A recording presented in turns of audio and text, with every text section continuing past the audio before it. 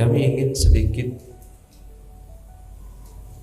memberikan muqaddimah yang berkaitan dengan apa yang saat ini menjadi trending topik, apa yang saat ini sangat hangat dibicarakan, diberitakan di mana-mana, yaitu tentang keadaan saudara-saudara kita yang ada di Gaza, Palestina sana. Informasi yang sampai kepada kami, dan mungkin semuanya sudah mengetahui informasi ini, saudara-saudara kita yang ada di Gaza, Palestina sana, mereka dizalimi, mereka dijajah, bahkan lebih dari itu mereka dibantai. Mereka kehilangan rumah, banyak di antara mereka kehilangan nyawa, banyak di antara mereka kehilangan anggota tubuh, banyak di antara mereka yang sudah berpisah dengan keluarganya, banyak di antara mereka yang saat ini kelaparan, kekurangan makanan, banyak di antara mereka yang saat ini kekurangan air bersih hanya sekedar untuk minum, dan banyak di antara mereka bahkan yang sakit-sakit itu tidak mendapatkan pengobatan sebagaimana mestinya, sebagaimana yang dibutuhkan. Bahkan informasi yang sampai kepada kami bahwa yang terluka di antara saudara-saudara kita dan yang membutuhkan perawatan lebih, membutuhkan tindakan operasi, mereka terpaksa dioperasi tanpa menggunakan obat bius. Bahkan beberapa hari yang lalu ada informasi sampai kepada kami, ada ibu-ibu melahirkan. Kebetulan melahirkannya tidak bisa dengan jalur normal, akhirnya terpaksa harus disesar. Pun juga ketika disesar tidak ada obat biusnya. Ibu-ibu mesti paham betapa sakitnya, sakit yang diderita oleh ibu yang disesar dan tidak menggunakan obat bius tadi itu. Melahirkan secara normal saja mulesnya bukan main, sakit perutnya bukan main, sudah begitu terpaksa harus disesar dan tanpa obat bius sama sekali. Ini fakta yang tidak bisa dinafikan sama sekali. Saudara-saudara kita saat ini sedang menderita penderitaan yang sangat pedih. Dan yang ingin kami bahas bukan informasi ini. Kalau informasi ini semua dari kita pasti tahu. Tapi lebih kepada sikap kita bagaimana terhadap saudara-saudara kita yang ada di Gaza, Palestina sana. Bagaimana sikap kita? Adakah kewajiban yang harus kita lakukan terhadap mereka? Jangan sampai kita santai-santai, kita makan enak, tidur juga di atas kasur yang empuk enak. Kita masih kumpul dengan keluarga, bisa bercengkrama, bahkan mungkin bertamasya, jalan-jalan ke sana dan ke sini dengan keluarga.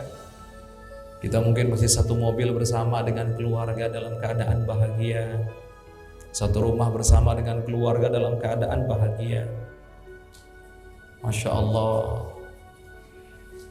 Jangan sampai keadaan kita yang seperti ini nanti malah dikagetkan di yaumul qiyamah dengan pertanyaan dari Allah Subhanahu wa taala. Karena kelalaian kita, dikira tidak ada kewajiban, ternyata ada kewajiban. Maka kita sebagai seorang muslim wajib tahu apa sebetulnya yang harus kita lakukan terhadap saudara-saudara kita yang ada di Gaza, Palestina sana. Sekali lagi, jangan sampai kita senang-senang bahagia, meninggal dikagetkan dengan pertanyaan oleh Allah. Pertanyaan yang itu menyulitkan kita untuk menjawabnya karena kelalaian kita, ketidaktahuan kita yang seharusnya kita tahu dan seharusnya mencari tahu bahkan. Maka pada pertemuan kali ini, di muqaddimah ini kami ingin membahas sedikit tentang kewajiban kita terhadap saudara-saudara kita yang ada di Gaza, Palestina sana. Sekali lagi, jangan sampai nanti ditanya sama Allah kemudian kita nggak bisa jawab karena kita tidak menunaikan kewajiban kita. Maka ketahuilah, ada beberapa kewajiban yang harus kita tunaikan, kita laksanakan, yang berkaitan dengan saudara-saudara kita yang ada di Gaza, Palestina sana. Yang pertama, wajib hukumnya kita mengingkari dengan hati kita. Jadi hati ini harus dipasang. Mengingkari apa itu? Mengingkari kezaliman, kejahatan, penjajahan, pembantaian yang dilakukan oleh mereka terhadap saudara-saudara kita yang ada di Palestina. Wajib ketika kita mendengar itu, mengetahui informasi ini valid, yakin, langsung pasang hati tidak ridho. Bukan pasang hati yang cuek tidak peduli, tidak. Ada ancaman berat. Yang tidak peduli terhadap perkara saudaranya tidak termasuk golongan saudaranya. Tidak peduli terhadap golongan perkara yang menimpa kaum muslimin, dia bukan termasuk golongan kaum muslimin. Ini bahaya. Ada ancaman berat. Kalau kita acuh-acuh cuek saja, tidak sempurna iman kita, keropos iman kita. Karena tanda sempurnanya iman adalah mencintai saudara kita sebagaimana mencintai diri sendiri. Kalau kita senang, kita senang, kita cinta. Kalau kita dalam keadaan enak, dalam keadaan nyaman, kita juga harus senang. Kalau seandainya saudara kita dalam keadaan nyaman, berarti kebalikannya. Kalau mereka sedang menderita, kita juga harus tidak senang, harus tidak ridho. Itu nomor satu. Islam tidak pernah mengajarkan bab egois, itu nggak ada dalam Islam. Islam itu mengajarkan kepekaan dan kepedulian terhadap sesama. Maka dari itu, mari kita pasang hati yang peka, hati yang tidak pernah ridho dengan kezaliman yang menimpa saudara-saudara kita tersebut. Kita nggak pernah ridho, ya Rabb. Kita tidak pernah ridho dengan kezaliman yang menimpa saudara-saudara kita yang ada di sana. Mari kita cek, buka pintu hati masing-masing, dibuka, dilihat. Jangan-jangan hati kita acuh tak acuh, tidak peduli, masa bodoh dan seterusnya. Jangan-jangan begitu. Kalau masih tidak peduli, acuh tak acuh, cuek dan seterusnya, sekarang kami kasih resepnya. Resepnya gimana? Resepnya ngaji rasa, Pak Bu. Ngaji rasa tuh gimana, Ustaz? Bayangkan posisi kita ada di posisi mereka.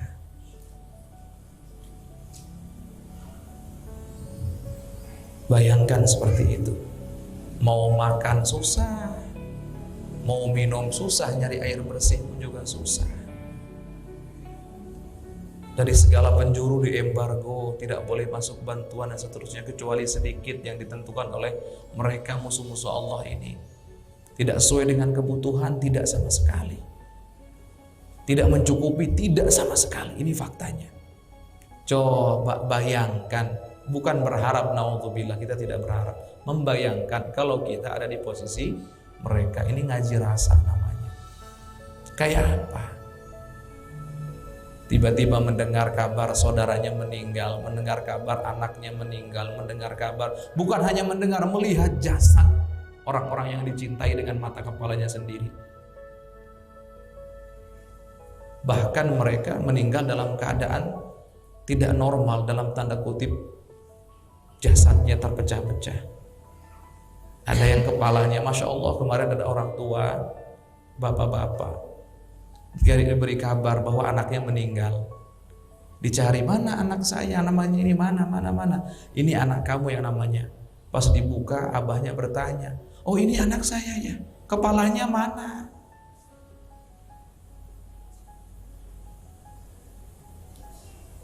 Sudah dapat kabar tidak baik, melihat dengan mata kepala sendiri dalam keadaan tidak utuh. Coba dibayangkan. Jadi mari ngaji rasa. Yang pertama ini tolong dihadirkan. Ngaji rasa. Dan yang punya rasa, dialah orang yang melaksanakan perintahnya baginda Nabi agar kita selalu peduli terhadap sesama. Namanya tafakkur, selalu mencari tahu, memperdulikan keadaan saudaranya. Salah satu yang dicontohkan baginda Nabi itu kalau melihat ada seorang sahabat tidak ada di hadapannya dalam berkumpul, mesti ditanya, fulan kemana? Bukan masalah pertanyaannya, tapi kepedulian hati baginda Nabi terhadap sahabat-sahabatnya, itu yang harus kita tiru. Maka dalam hal ini langkah pertama sekali lagi, mari kita pasang hati tidak ridho terhadap apa yang menimpa mereka, tidak ridho terhadap kejahatan yang menimpa mereka. Bukan dengan ketentuan Allahnya, tidak. Ketentuan Allahnya kita ridho, tapi keadaan seperti itu, kezaliman yang terjadi oleh musuh-musuh Allah saudara kita nggak ridho, kita nggak mendukungnya, kita nggak pro sama sekali. Nah ini langkah pertama dan kewajiban pertama Bapak Ibu semua. Ada kewajiban yang kedua. Kewajiban yang kedua yang harus kita lakukan, senantiasa mendoakan saudara-saudara kita. Senantiasa mendoakan mereka. Terutama dalam sholat, Bapak Ibu semuanya. Dalam sholat khususkan doa untuk mereka, saudara-saudara kita. Gimana itu saat doa dalam sholat? Tuangkan dalam kunut nazilah. Di rakaat terakhir setelah ruku, i'tidal, kemudian doa kunut nazilah. Ini penting sekali doa kunut nazilah. Mendoakan mereka saudara-saudara kita yang ada di sana. Ustadz, saya nggak hafal kunut nazilah. Ya berusaha hafalkan. Ustadz masih belum hafal, apalagi sudah tua. Aduh, ngafal satu kata saja susahnya bukan main. Ya sudah kalau gitu, tetap masih bisa doa dalam sholat. Gimana itu? Ketika kita sujud. Ketika kita sujud. Setiap sujud. Tapi ada catatan, jangan sampai doanya dalam sholat menggunakan bahasa Indonesia atau bahasa selain bahasa Arab. Enggak, itu nanti batal. Ini jangan sampai diucapkan begitu, jangan menggunakan selain bahasa Arab, jangan. Jadi dalam sujud silahkan berdoa menggunakan bahasa Arab, boleh. Bahkan dalam sebuah hadis sahih Muslim, bagian Nabi pernah bersabda, aqrabu ma yakunul 'abdu min rabbih wa huwa sajid fa aktsiru fihi du'a. Dalam riwayat fa aktsiru du'a. Paling dekatnya posisi seorang hamba dari Allah Subhanahu wa taala, Tuhannya, adalah tatkala hamba tersebut dalam keadaan sujud. Maka perbanyak doa dalam sujud. Doa apa saja selama itu baik. Bukan hanya perkara akhirat, perkara dunia pun diperbolehkan sama para ulama. Walaupun tentunya diutamakan perkara akhirat. Ini bisa kita doa untuk saudara-saudara kita saat kita sujud, mohon kepada Allah. Cuman ada catatan, fahami fikihnya, jangan menggunakan selain bahasa Arab. Aduh Ustaz, susah Ustaz kalau begitu Ustaz, saya pengen bahasa Arab tapi nggak bisa. Menggunakan selain bahasa Arab nanti nggak doa, dalam hati saja kalau gitu. Tapi tetap dalam keadaan sujud bisa. Yang penting kan doanya pas kita sujud masih bisa. Aduh Ustaz, susah Ustaz, kunut nazilah susah. Doa dalam sujud juga ribet Ustaz, syarat-syaratnya repot, itu yang disebutkan tadi. Ya sudah, selesai sholat doakan untuk mereka. Masa nggak bisa? Masa nggak bisa? Kan bisa. Maka siapapun di antara para hadirin yang jadi imam dan tugas doa setelah sholat, sisipkan doa untuk mereka. Sisipkan untuk mereka, saudara-saudara kita. Kita saat ini tidak mampu membantu mereka secara langsung, tapi kan kita punya senjata paling ampuh sebagai seorang mukmin. Apa itu? Doa. Allah tidak akan tinggal diam kok. Allah pasti membantu saudara-saudara kita. Nah, di antaranya mari bantu dengan memperbanyak doa. Ini kewajiban kita yang kedua. Selain itu, boleh nggak di setiap waktu kapanpun kita ingat angkat. Termasuk ini, tolong Bapak Ibu semuanya, kepekaan hati. Saat Bapak Ibu semuanya berselancar di dunia maya, buka Facebook contohnya, kemudian dilihat, Masya Allah, berita tentang ini luar biasa, fakta bahkan videonya lengkap, fotonya lengkap, dan Masya Allah, melihat keadaan mereka yang sangat menyedihkan, mengkhawatirkan. Coba, yang hatinya peka nggak akan buru-buru di skip, nggak akan dilewat begitu saja. Mulai sekarang bisa praktek, melihat begitu langsung doa. Langsung doa, ya Allah selamatkan mereka, tolong mereka, bantu mereka. Melihat begitu doa, melihat begitu doa. Ngedengar berita tentang mereka doa, bisa begitu juga. Yang penting doa, ini kewajiban kitanya. Baik, ini yang kedua. Kemudian yang ketiga, cara yang ketiga adalah dengan cara memboikot produk-produk mereka yang menzalimi, menjajah, mempantai saudara-saudara kita yang ada di Gaza, Palestina sana.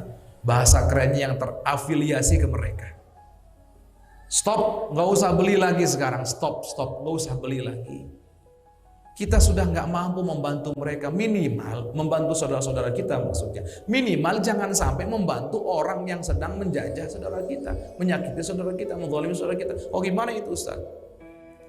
Produk-produk orang-orang yang saat ini membantai saudara kita, menzalimi saudara kita, kalau kita beli, maka ada keuntungan tercipta di balik transaksi jual beli yang kita lakukan.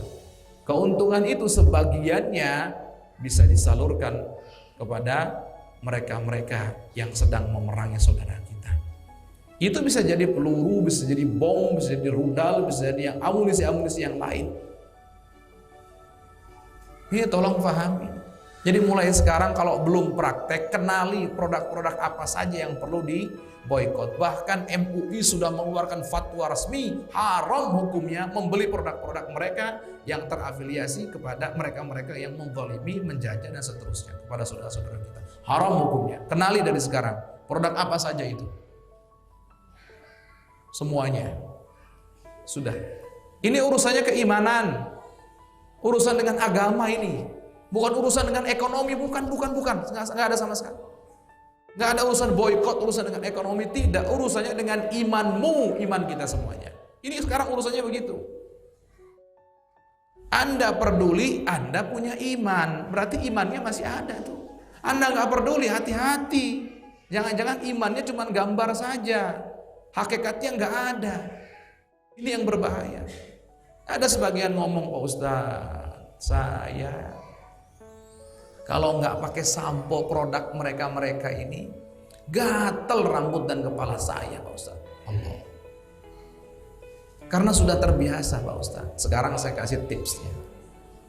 Kalau Anda gatel karena nggak pakai produk mereka yang menzalimi ini, bayangkan begini. Tetap Anda memakai produk itu, kemudian adem kepala Anda, tapi bayangkan kepala Anda adem, kepala saudara Anda yang ada di Gaza, Palestina terpenggal, hilang, terpisah dari badannya. Seegois itukah kita? Sepicik itukah kita? Rela, egois, yang penting kepala saya adem, nggak apa-apa kepala saudara saya terpenggal dan seterusnya, pisah daripada badannya. Masa begitu kita?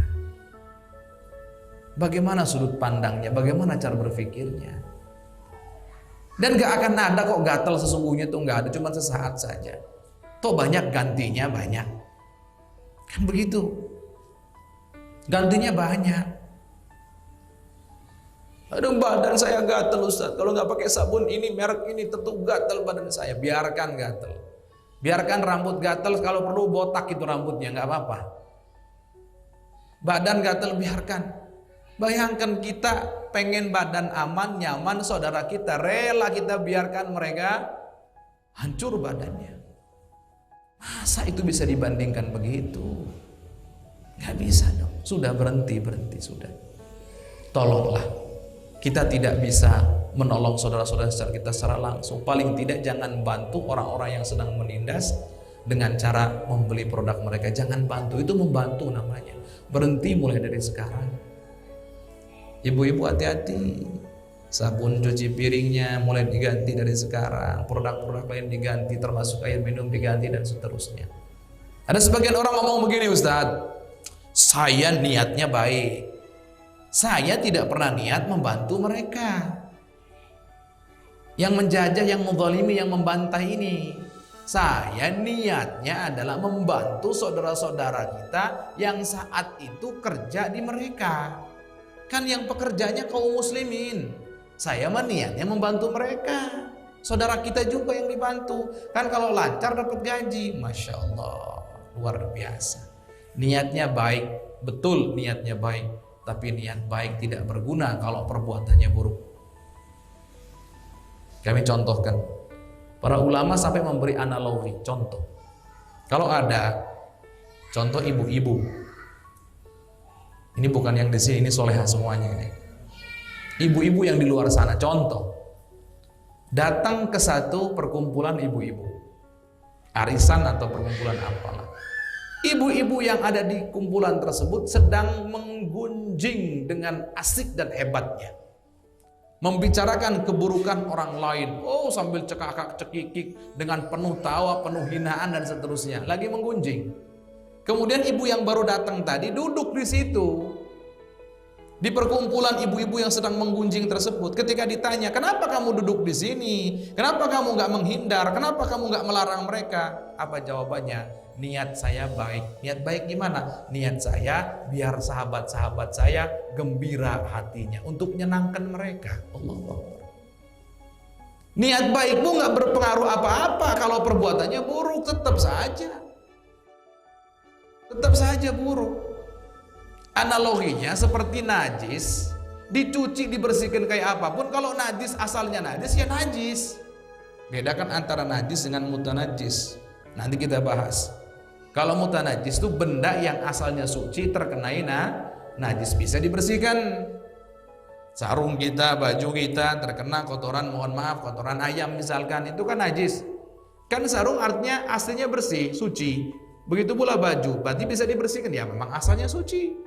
Tapi kalau kotoran ayam itu sendiri, menurut mazhab kita, mazhab Syafi'i, bukan mazhab Imam Malik, kotoran ayam itu sendiri apa bisa disucikan?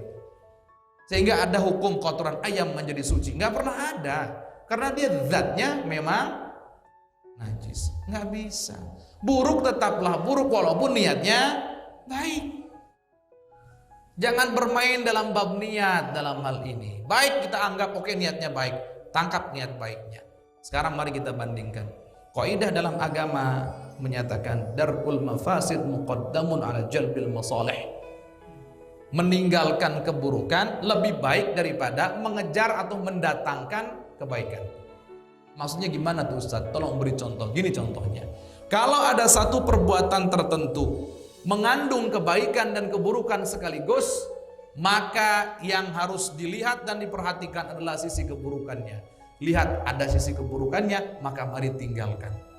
Kan ada kebaikannya, iya, walaupun ada kebaikannya, selama ada sisi buruknya, tinggalkan, tetap tinggalkan. Lebih mengutamakan sisi buruknya untuk ditinggalkan daripada sisi baiknya kemudian dilakukan, tinggalkan itu. Ini kalau antara maslahat dengan mudaratnya imbang. Sekarang pertanyaannya, lebih maslahat, lebih gede mana antara maslahat dengan mudarat? Lebih gede mudaratnya, lebih gede bahayanya, lebih gede negatifnya. Kenapa? Kalau kita membeli produk-produk mereka ini yang membantai saudara kita, memang ada yang menerima manfaat saudara-saudara kita dari kaum muslimin, iya, dapat gaji dan seterusnya, iya. Tapi apalah artinya manfaat itu dibandingkan pembantaian yang terjadi pada saudara-saudara kita? Lebih gede mana, mudaratnya atau maslahatnya? Lebih gede mudaratnya, lebih gede bahayanya, lebih gede ruginya. Kalau gitu tinggalkan.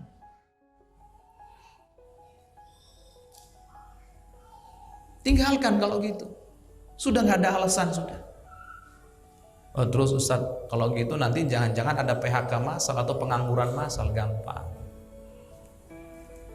Untuk saudara-saudaraku yang saat ini bekerja di tempat-tempat yang produksi produk-produk yang keuntungannya diberikan kepada mereka para penjajah, orang-orang zalim yang membantai saudara-saudara muslim, mereka siapapun Anda, yakinilah bahwa jika Anda saat ini memiliki hati, niat betul membela agama Anda, tidak ridho terhadap pembantaian yang menimpa saudara Anda semuanya, kemudian Anda hijrah dari tempat tersebut, pindah dari tempat tersebut, maka Allah akan berikan tempat yang terbaik di kemudian hari. Harus punya keyakinan begitu. Karena kaidahnya gini, ini kaidahnya. Kalau kita meninggalkan sesuatu yang ada keharumannya di situ, karena takut Allah, maka Allah akan gantikan dengan yang halal yang lebih baik. Ini kaidahnya. Sekali lagi, kalau kita meninggalkan sesuatu yang ada keharumannya di situ, karena takut sama Allah, maka Allah akan ganti dengan yang halal yang lebih baik. Ini kaidahnya. Sudah, jangan khawatir. Allah yang nyukupi rezeki kita, bukan manusia. Allah yang memberikan jalan, bukan manusia. Yang memberi nyawa, bukan manusia. Memberi rezeki, Allah, bukan manusia, bukan manusia. Mana keyakinanmu, mana keimananmu dalam hal ini? Kami tidak mengatakan saat ini langsung keluar, tidak. Silahkan rancang oleh Anda, tapi niat harus ada, upaya harus ada. Jangan ngomong, oh saya tidak mampu. Mampu, percaya mampu. Karena egois sekali, oh pengen tetap enak, nyaman, saudaranya dibantai. Nggak bisa seperti itu. Begini langkah yang ketiga atau kewajiban kita yang ketiga. Kemudian yang keempat, yang terakhir deh, yang keempat, biar kita tetap ngaji bil barokah, ngaji sulam taufik nanti. Apa itu yang keempat? Yang keempat adalah jika memang Allah berikan kita rezeki yang lebih, maka mari berdonasi. Dalam hal berdonasi, tolong pilih-pilih lembaga yang benar-benar terpercaya, yang bisa menyampaikan donasi kita kepada mereka, saudara-saudara kita yang membutuhkan. Jangan asal ada iklan di Facebook kemudian diikuti, jangan. Tanya-tanya, tidak masalah. Tanya, dan seterusnya. Semoga dengan ini semua ketika kita lakukan, kita semuanya Allah berikan keimanan yang kuat. Allah jadikan umat baginda Nabi yang sesungguhnya, yang terbaik, yang nanti diakui, ditunggu oleh baginda Nabi Muhammad SAW di telaganya beliau. Jangan sampai baginda Nabi nggak kenal kita, karena kita nggak peduli dengan saudara-saudaranya, saudara-saudara dengan umatnya, saudara-saudara kita yang umat baginda Nabi. Hidup kita tidak lama Pak Bu, semuanya. Semua juga sedang menyongsong kematian masing-masing. Paling tidak tolong kewajiban ini betul-betul diperhatikan. Sudahlah, bab egois itu buang dulu sekarang. Egois itu setiap saat harus kita perangi, tapi sekarang lebih harus kita perangi lagi. Baik, ini insya Allah 4 cara atau 4 langkah atau 4 kewajiban yang harus kita lakukan terhadap atau berkaitan dengan saudara-saudara kita yang ada di Gaza, Palestina sana. Dan kita doakan semoga yang meninggal di antara mereka Allah berikan pahala mati syahid, dan semoga yang terluka saat ini Allah segera berikan kesembuhan, dan semoga mereka-mereka yang saat ini kelaparan, kekurangan makanan, Allah berikan makanan yang cukup untuk mereka. Mereka yang kehausan, Allah berikan minuman yang cukup untuk mereka. Allah berikan kesehatan mereka. Allah bebaskan mereka dari kesusahan-kesusahan yang menghimpit mereka. Amin ya rabbal alamin.